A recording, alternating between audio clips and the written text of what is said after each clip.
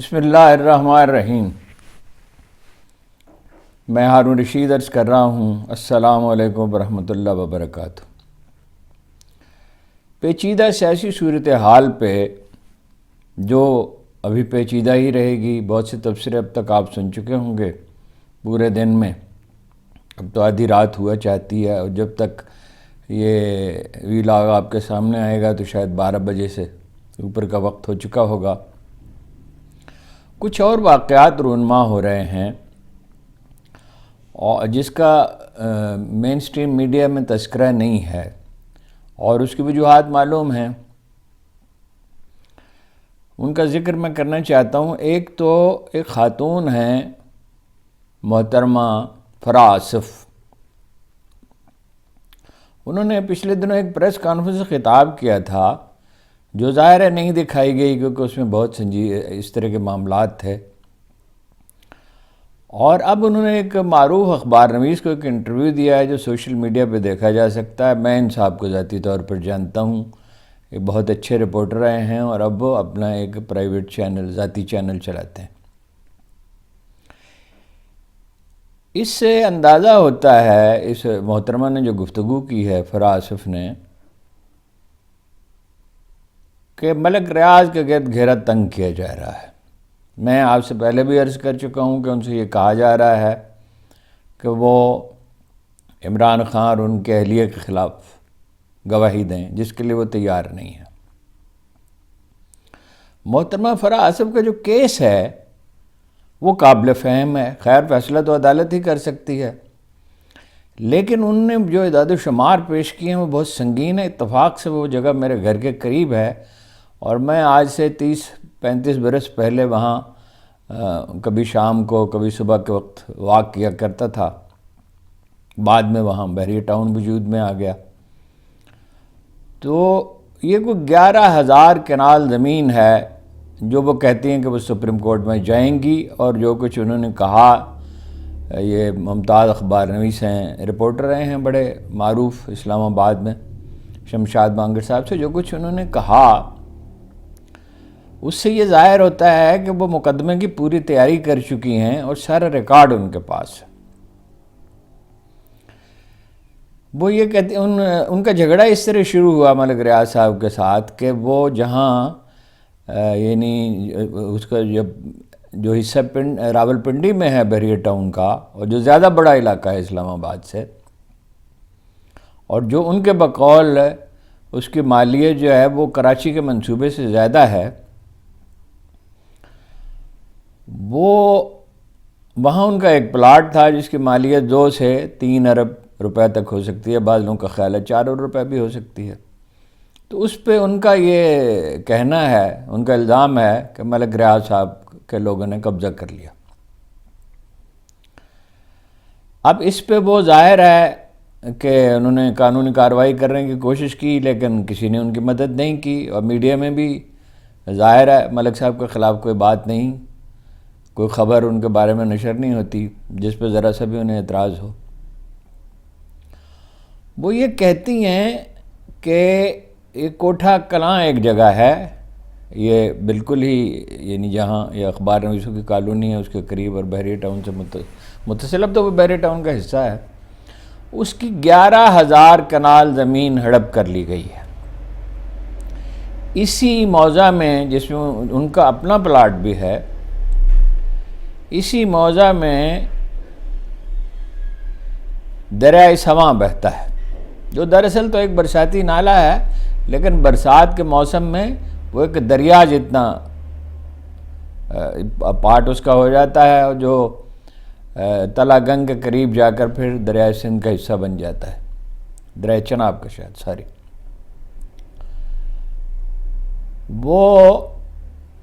وہ یہ کہتی ہیں کہ 8,800 کنال زمین تو اس میں ہے دریائے سواں کی،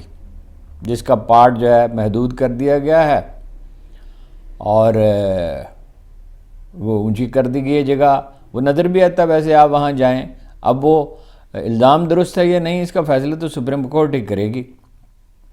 کوئی 1200-1300 کنال قبرستان کی زمین ہے، اور 1200-1300 کنال جو ہے وہ ریلوے کی ہے، اور لگ بھگ اتنے ہی راستے ہیں، اور سرکاری محکموں کے لیے جو جگہ مختص ہوتی ہے شاملات کی، وہ کوئی 150-200 کنال ہے، جس پہ اب پلازے وجود میں آ چکے ہیں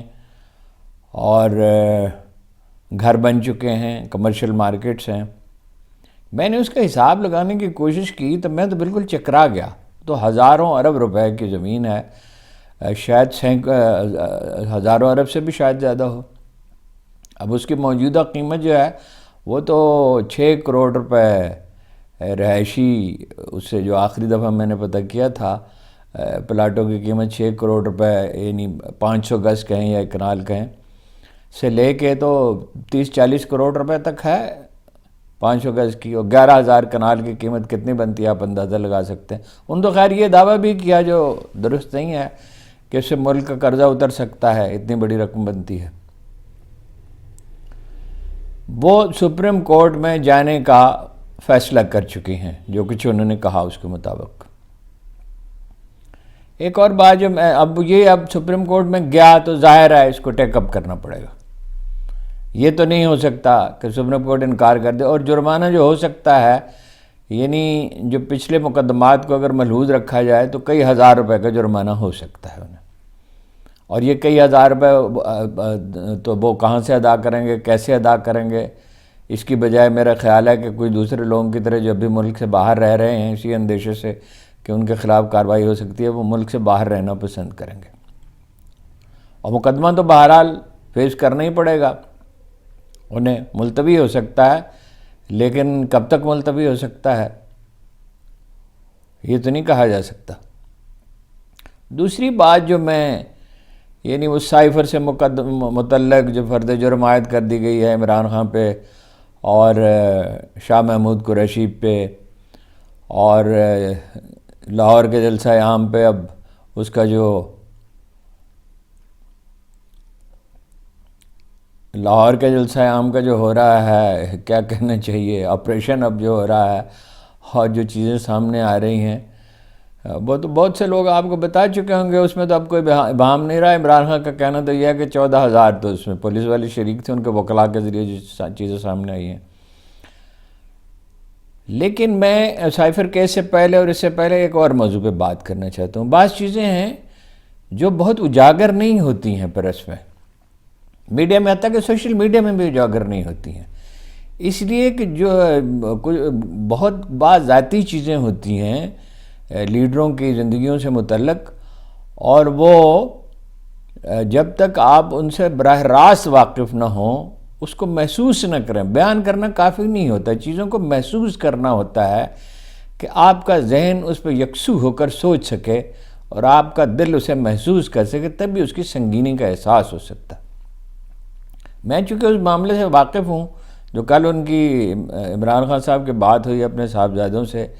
میں چونکہ بیٹوں کے اور باپ کے تعلق کی نوعیت سے واقف ہوں،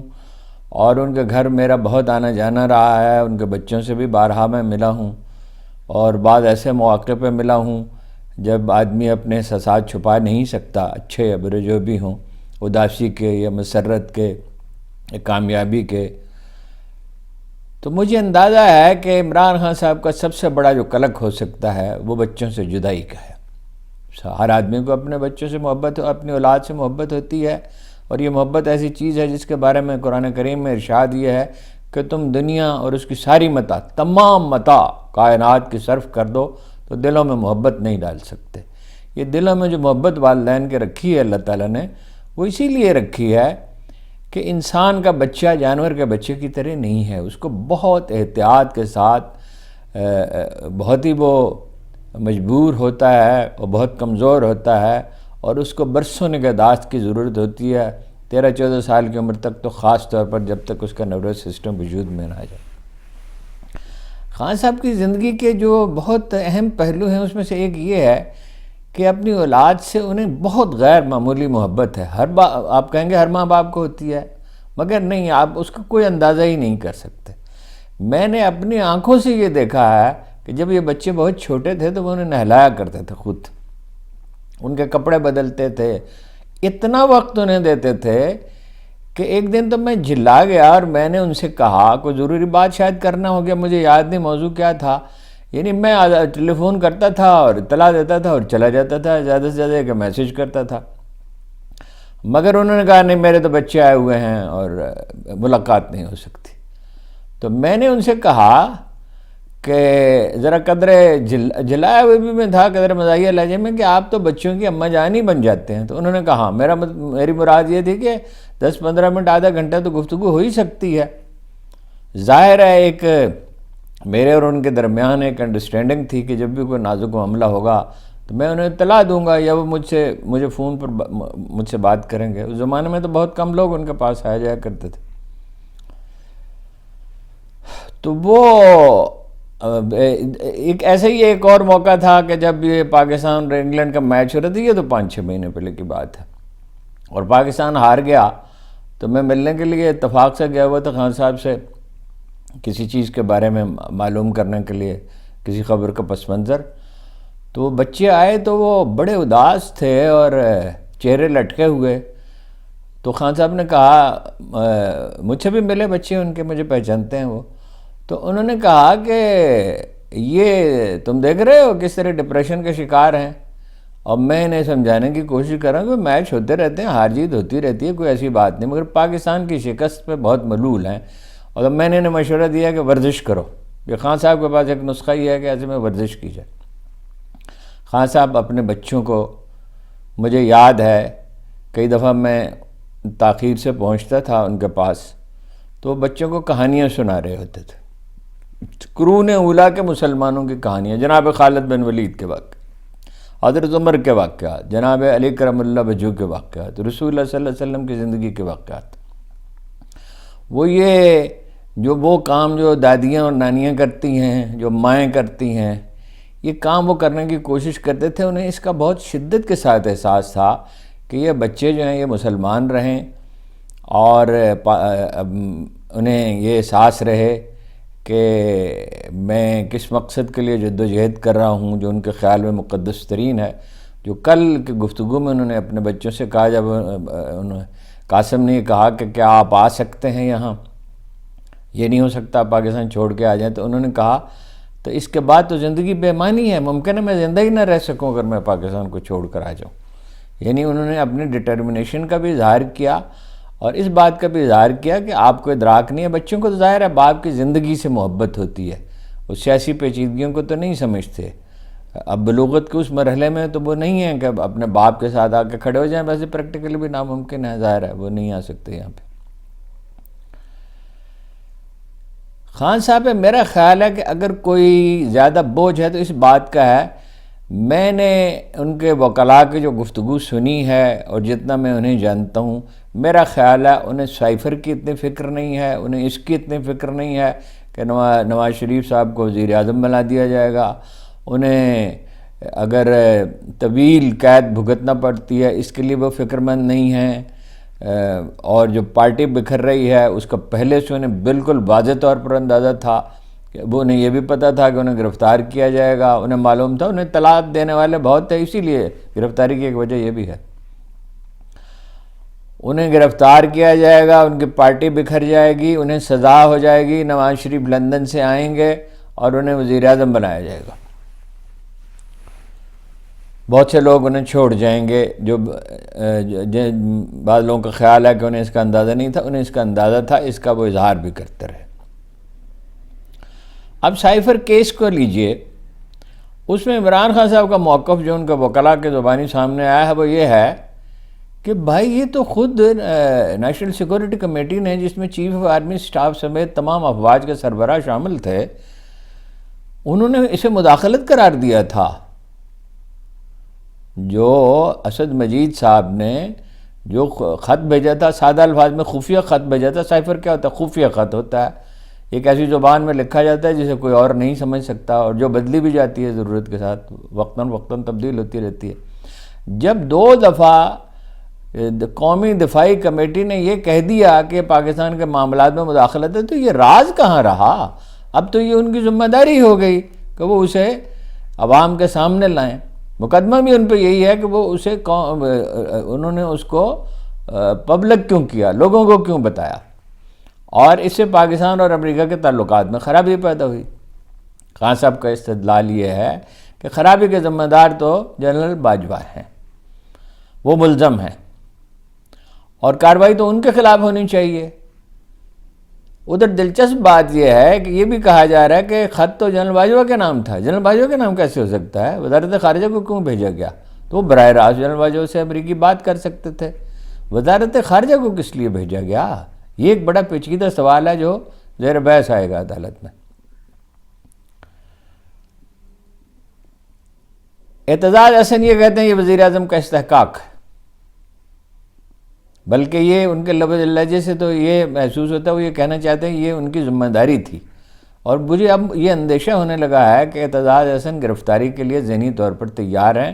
وہ بہت اتنی زیادہ کھل کر بات کر رہے ہیں کہ بعض اوقات اسے دہراتے ہوئے بھی تأمل ہوتا ہے، لیکن آسان نہیں ہے ظاہر ہے اعتزاز احسن کی گرفتاری۔ فرد جرم بہرحال عائد ہو گئی، مقدمہ چلتا رہے گا۔ ایک سوال یہ ہے کہ الیکشن ہوں گے یا نہیں ہوں گے، ایک لحاظ سے تو اہم ترین سوال یہ الیکشن ہوں گے یا نہیں ہوں گے۔ اب اگر آپ یعنی ان تضادات کو دیکھیں، ان پہ دیکھیں جو گانٹھیں لگی ہوئی ہیں تو وہ کھولی نہیں جا سکتی ہیں۔ جو تازہ ترین سروے ہے ریپبلکن کیا ہے اس کا نام تھنک ٹینک کا، اسلام آباد کا جو اس نے کیا ہے، تو 67% ووٹ ہیں، 67% ووٹ اسلام آباد میں اور دیہی علاقوں میں۔ اس سے ملک دیہی قومی اسمبلی کی 2 سیٹیں ہیں، اور 17% ہیں نون لیگ کے، اور 3% ہیں جماعت اسلامی کے، اور 4% ہیں تحریک لبیک کے، اور 3% ہی ہیں پیپلز پارٹی کے۔ تو اس صورتحال میں یہ ساری پارٹیاں اگر مل بھی جائیں جو نہیں مل سکتی، تو یہ کیسے انہیں ہرایا جا سکے گا؟ اب نواز شریف صاحب تو ذہناً وزیر اعظم بن چکے ہیں، نہ صرف وہ مری میں اسی طرح آسودہ ہو کر بیٹھے ہیں جیسے وہ 1990 میں یا 1996 میں جب انہیں جیتنا تھا انہوں نے اس کا پورا یقین تھا۔ اس وقت تو خیر حالات ان کے لیے سازگار تھے، عوامی حمایت بہت تھی 1990 میں بھی، 1996 میں بھی، اور 2008 میں عمران خان نے تو بائیکاٹ کر دیا تھا، اور پیپلز پارٹی ظاہر 2013 میں پیپلز پارٹی 5 سال حکومت کرنے کے بعد زرداری صاحب کے کارناموں کی وجہ سے بہت تھی یعنی عوام کی نظروں میں گر چکی تھی۔ اب بالکل اسی لب و لہجے میں، اسی انداز میں وہ بات کر رہے ہیں، اور انہیں اس کا یقین ہے کہ عمران خان جیل میں رہیں گے اور وہ وزیر اعظم بن جائیں گے۔ مگر بڑی بعض باتیں حیرت انگیز ہیں، بعض پہلو ان کے انداز فکر کے، کہ وہ کہتے ہیں کہ سندھ بھی ان کے حوالے کیا جائے۔ سندھ ان کے حوالے کیسے کیا جا سکتا ہے؟ اس لیے زرداری صاحب بھی نالا ہیں نہ صرف، بلکہ ایسا لگتا ہے کہ پختونخوا میں بھی مولانا فضل الرحمان کو کوئی زیادہ حصہ دینے کے لیے وہ تیار نہیں ہیں۔ یعنی پختونخوا میں تو خیر کوئی صورت ممکن ہی نہیں ہے، پنجاب میں بھی میرے خیال میں تو ممکن نہیں ہے، اور ناممکن کو ممکن کیسے بنایا جائے گا یہ مجھے معلوم نہیں ہے۔ ایک بی پلان ہو سکتا ہے، بعض لوگوں نے اس کی طرف اشارہ کیا ہے، کہ عام معافی کا اعلان کر دیا جائے، تحریک انصاف کے کارکنوں سے صرف یہ کہا جائے کہ وہ ایک سادہ سی معذرت کر لیں کہ انہیں اس طرح کے جلوس نہیں نکالنے چاہیے تھے۔ ظاہر ہے وہ کوئی تحریک لبیک کے کارکن تو نہیں ہیں، اور طالبان ٹی ٹی پی کے تو نہیں ہیں، اور وہ کو اگر ایسی عبارت نہ ہو جس میں ان پہ حرف آتا ہو تو وہ اکثریت شاید لکھ دے، اور اچھا ہے، اس سے کشیدگی کم ہو جائے گی، اور پھر چودھری پرویز الہی صاحب کو رہا کر دیا جائے، کوئی ایسی صورت پیدا کی جائے، اور ظاہر ہے قانونی طور پہ ہو ہی سکتی ہے، اور انہیں وزیر اعظم بنا دیجیے، عمران خان صاحب بہرحال جیل میں رہیں۔ میرا خیال ہے ایک سی پلان بھی ہے، اور مجھے اس کا امکان زیادہ نظر آتا ہے کہ دہشت گردی بڑھ رہی ہے، بہت ہولناک واقعات ہو رہے ہیں، اور ادارے یہ کہہ رہے ہیں کہ افغانستان سے کی طرف سے زیادہ بڑی کارروائیاں ہو سکتی ہیں، یعنی ٹی ٹی پی کے لوگ کارروائیاں کر سکتے ہیں، اور یہ قابل فہم بھی ہے، ظاہر ہے بھارت ان کے پشت پناہی کرنا چاہے گا، اور کر ہی رہا ہے، کرنا کیا چاہے گا، اور اس صورت میں الیکشن ملتوی بھی ہو سکتا ہے۔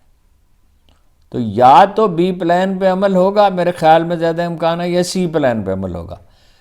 مجھے بالکل اس کا کوئی امکان نظر نہیں آتا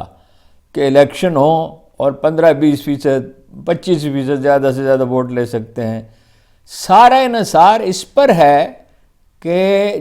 جو بارسوخ لوگ ہیں دیہات میں، قصبات میں، شہروں میں، ان کی تائید حاصل کر لی جائے، اور ان میں سے جو پی ٹی آئی میں ہیں، جو باقی بھی رہ گئے ہیں 70%، 50%، 60% یا 70%، وہ پی ٹی آئی کو چھوڑ دیں، اور اس کے نتیجے میں جو ہے لوگوں کو یقین مایوس ہو جائیں پی ٹی آئی کے ورکر۔ لیکن یہ ممکن نظر نہیں آتا۔ یہ منصوبے کا وہ حصہ ہے جو قابل فہم ہی نہیں ہے۔ یعنی پی ٹی آئی کے حامی کیوں پولنگ اسٹیشنوں پہ نہیں جائیں گے؟ اگر وہ کچھ بھی نہ کر سکیں، اگر اول تو یہ مشکل ہے کہ سپریم کورٹ کیسے اس کی اجازت دے گی کہ پارٹی پہ پابندی ہی لگا دی جائے اور بلے کا نشان ہی ختم کر دیا جائے؟ تو پھر بھی وہ یہ تو کر سکتے ہیں کہ وہ چلے جائیں پولنگ اسٹیشنوں پر اور 2 ٹھپے لگا دیں کسی بھی نشان پہ۔ اگر 50-60% ایسے ووٹ نکلیں کہ جن پہ 2 ٹھپے لگے ہوئے ہوں، اور جیتنے والی پارٹی کو صرف 10%، 8%، 7% ووٹ ملے ہوں کل ووٹوں کا، یعنی اگر 20% ان کے ووٹ ہیں نواز شریف صاحب کے، تو وہ باقی پارٹیوں کو بھی تو ملیں گے نا۔ 1/3 ووٹ کا کاسٹ ہوتے ہیں، 40% فرض کیجئے کاسٹ ہوتے ہیں، اور ان میں سے 60% جو ہیں، 50% جو ہیں، ان پہ 2 مہریں لگی ہوئی ہیں، تو الیکشن کا نتیجہ کون مانے گا؟ اس لیے میں یہ کہتا ہوں کہ ابھی کچھ بھی حتمی طور پر نہیں کہا جا سکتا، اور قرآن کریم کی وہی آیت دہراتا ہوں، اللہ کے لشکروں کو اس کے سوا کوئی نہیں جانتا۔ ملک ریاض صاحب کے معاملے میں کیا ہوگا، سائفر کے مقدمے میں کیا ہوگا بالآخر، اور الیکشن کے انعقاد کو کب تک ملتوی کیا جا سکے گا؟ اس لیے کہ عدالت بہرحال اس کو فی الحال تو اس کو یعنی مؤخر کیا جا رہا ہے، لیکن عدالت کو فیصلہ دینا ہوگا۔ بھارت میں الیکشن ہو رہے ہیں فروری میں، غالباً اس کے آس پاس الیکشن کا حکم تو صادر کرنا پڑے گا، پھر میرا خیال ہے بی یا سی پلان پہ عمل ہو سکتا ہے۔ میں معافی چاہتا ہوں، آج کچھ مجبوریاں اور مصروفیات تھیں، آج پہلے سے بھی زیادہ تاخیر ہو گئی۔ آپ کا بہت بہت شکریہ۔